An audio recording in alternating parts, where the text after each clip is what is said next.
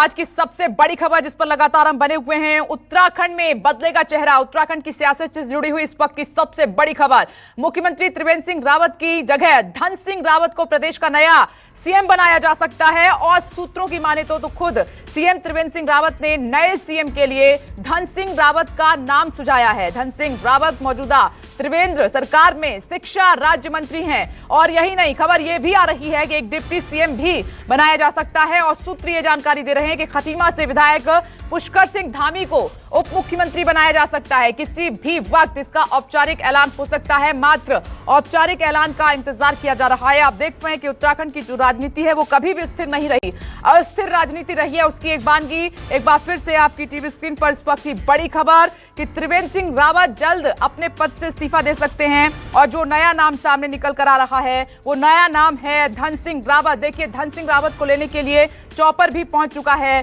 थोड़ी देर में मुलाकातों का सिलसिला भी शुरू होगा। राज्यपाल से मिलना है त्रिवेंद्र सिंह रावत को, उसके बाद वो अपना इस्तीफा दे सकते हैं।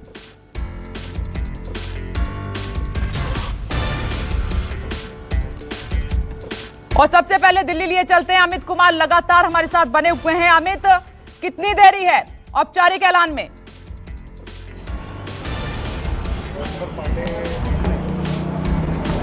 देखिए, मुझे लगता है कि पहले ये तय था कि 3 बजे प्रेस कॉन्फ्रेंस करके वो अपने इस्तीफे के बारे में जानकारी देंगे और इसके बाद राज्यपाल से मिलेंगे। लेकिन अभी जो जानकारी है कि वो राज्यपाल भवन पहुंच चुके हैं, राजभवन पहुंच चुके हैं और वहां पर वो मुलाकात कर रहे हैं। और इसके थोड़ी देर बाद वो इसके बारे में पूरी जानकारी देंगे कि उन्होंने इस्तीफा दिया है तो क्यों दिया है, और वो मुलाकात के बारे में बताएंगे। लेकिन सबसे बड़ी बात कि कल देर रात जो बैठक हुई थी जब जेपी नड्डा के साथ त्रिवेंद्र सिंह रावत की, उस वक्त ये तय हो गया था कि उनका जाना अब लगभग तय हो गया था उस समय। और ये बात की जानकारी उन्हें दे दी गई थी कि आपको आगे कैसे जाना है।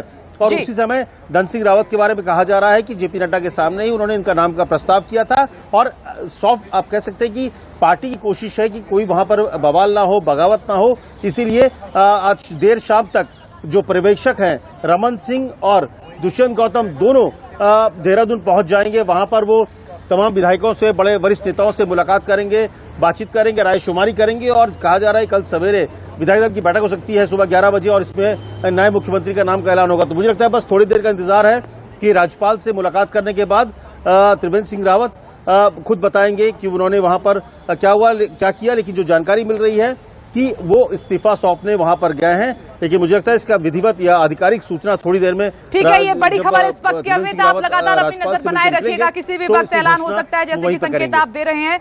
चर्चा की शुरुआत कर लेते हैं। खास मेहमान लगातार हमारे साथ बने हुए हैं, बीजेपी के नेता मधु भट्ट आपको टीवी स्क्रीन पर नजर आ रही है। मधु जी, क्या ये जो पार्टी के अंदर विरोध था उसी का खामियाजा त्रिवेंद्र सिंह रावत भुगत रहे हैं? कोई विरोध नहीं था।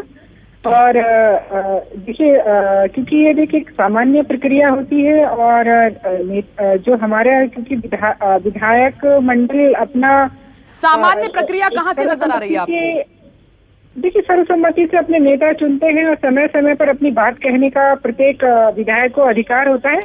और अगर विधायक दल की कोई नाराजगी है, कोई बात है, तो बिल्कुल क्योंकि उसको आपस में तय किया जाता है। एक स्वस्थ एक तंत्र की प्रक्रिया है, उसी लोकतंत्र की प्रक्रिया के तहत ये काम हो रहा है। और विधायक को ये क्योंकि अधिकार है कि पर्यवेक्षक के रूप में रमन सिंह को भेजा जाता है, दुष्यंत गौतम को भेजा जाता है। एक बार फिर से वो रुक करेंगे, वहां पर पूरी रायशुमारी होती है, रिपोर्ट तैयार की जाती है, फिर वो दिल्ली लाई जाती है, उस बेसिस पर ये फैसला होता है। आप सामान्य प्रक्रिया बता रही है मैडम? देखिए, विधायकों को अपने दल का नेता चुनने का समय समय पर अधिकार होता है। विधायक, क्योंकि देखिए आपको ये शायद हमारी ये, ठीक है, वो मालूम है हमें प्रक्रिया, विधायकों को अधिकार है अपना नेता चुनने का, वो प्रक्रिया मालूम है। लेकिन क्या ये सामान्य प्रक्रिया है, ये बड़ा सवाल है। धस्माना साहब, क्या कहेंगे आप?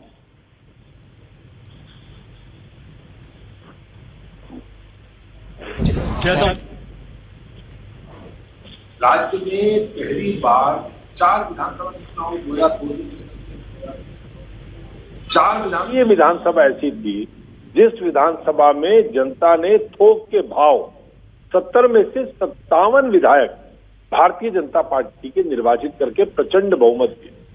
और वो प्रचंड बहुमत माननीय मोदी जी के नाम पर, अमित शाह जी के नाम पर, उनकी जमानत पर मोदी जी ने आकर के स्वयं एक नहीं कम से कम आधा दर्जन रैलियों में उत्तराखंड के अंदर आकर के कहा कि डबल इंजन की सरकार बनाइए, डबल इंजन की सरकार बनेगी तो राज्य में नंबर 1 100 दिन के अंदर महंगाई कम होगी, 100 दिन के अंदर लोकायुक्त आएगा। उन्होंने वादा किया कि अगर डबल इंजन की सरकार बनेगी तो राज्य में किसानों का कर्जा माफ होगा। उन्होंने वादा किया कि राज्य में जितने राज्य विभाग के सरकारी पद हैं जो खाली पड़े हैं उन पे नियुक्ति होगी। अस्पताल बिना डॉक्टर के नहीं रहेगा, स्कूल बिना मास्टर के नहीं रहेगा। 4 साल, अब आप कल्पना करिए इतना प्रचंड बहुमत, और प्रचंड बहुमत के बाद 4 साल का अगर आप नतीजा देखेंगे तो भारतीय जनता पार्टी के रिपोर्ट कार्ड में 22.3 की दर से, और ये मैं कोई पॉलिटिकल एलिगेशन नहीं लगा रहा हूं, ये बाकायदा सर्वे में आया कि उत्तराखंड बेरोजगारी में देश में पहले पायदान पे आ गया। पहले पायदान पे 22.3 की दर से बेरोजगारी हो गई। ठीक है, मैं जो आप बात कह रहे हैं वो मैं समझ रही हूं और साथ ही मधु जी भी इस बात को समझ रही हैं। मैं इस पर जवाब लूंगी। आप कई बड़े इशारे कर रहे हैं, लेकिन इस बीच बादल जी, राजेश बादल जी, सर क्या ये जल्दबाजी नहीं है फैसला लेने में? क्या बीजेपी को यह डर था कि अंदर जो चल रहा है नाराजगी ज्यादा देर तक झेली नहीं जा सकती और आने वाले विधानसभा चुनाव में बड़ा नुकसान हो सकता है, इसीलिए फैसला अभी ले लें तो ज्यादा अच्छा है?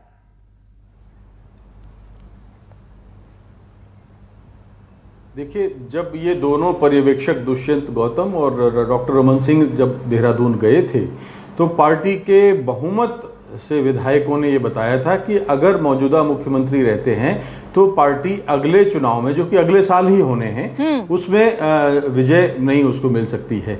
इसलिए तब स्थिति की गंभीरता को समझा गया और उसके बाद ही त्रिवेंद्र सिंह रावत को दिल्ली बुलाया गया। इसके बाद जेपी नड्डा की अमित शाह जी से बात हुई, उसके बाद वापस उनकी कल रात 9:15 बजे बात हुई और उनको ये कन्वे किया गया। तो इस तरह से ये कहा जा सकता है। और उत्तराखंड में मुख्यमंत्री बदलना तो बहुत भारतीय जनता पार्टी के अंदर परंपरा रही है, एक परंपरा रही है, कोई बहुत नई बात नहीं है। हर साल जब भी उनकी सत्ता रही है, हाँ, साल 1.5 साल में मुख्यमंत्री को बदल देते हैं। चूंकि अगले साल चुनाव हैं, इसलिए इन चुनावों को ध्यान में रखते हुए उन्हें एक नया चेहरा तो सामने लाना ही है जिसके आधार पर वो चुनाव लड़ सके।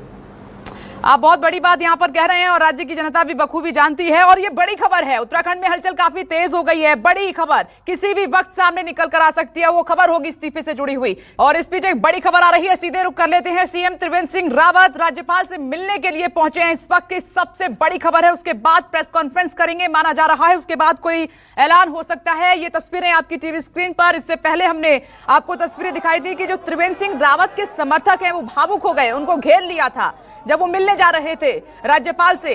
लेकिन इस बीच खबर यह है कि इस्तीफा मुलाकात के बाद वो सौंप सकते हैं। प्रेस कॉन्फ्रेंस भी करनी है त्रिवेंद्र सिंह रावत को राज्यपाल से जब उनकी मुलाकात हो जाएगी। लेकिन आप देख रहे हैं कितनी जल्दी जो सियासी घटनाक्रम है उत्तराखंड में बदल रहा है, तेजी के साथ वहां पर सियासत जो है बदलती हुई नजर आ रही है। और जो नया नाम होगा त्रिवेंद्र सिंह रावत की जगह पर, वो होंगे मौजूदा जो शिक्षा मंत्री हैं धन सिंह रावत। उन्हीं का नाम सबसे आगे रेस में चल रहा है। और नमस्कार, मैं हूं मानक गुप्ता। अगर आपको हमारा ये वीडियो पसंद आया हो तो इसे लाइक और शेयर जरूर करें और हाँ, हमें सब्सक्राइब और फॉलो करना ना भूलें ताकि आप देश और दुनिया की कोई खबर मिस ना करें। तो जुड़े रहिए हमारे साथ और देखते रहिए News 24।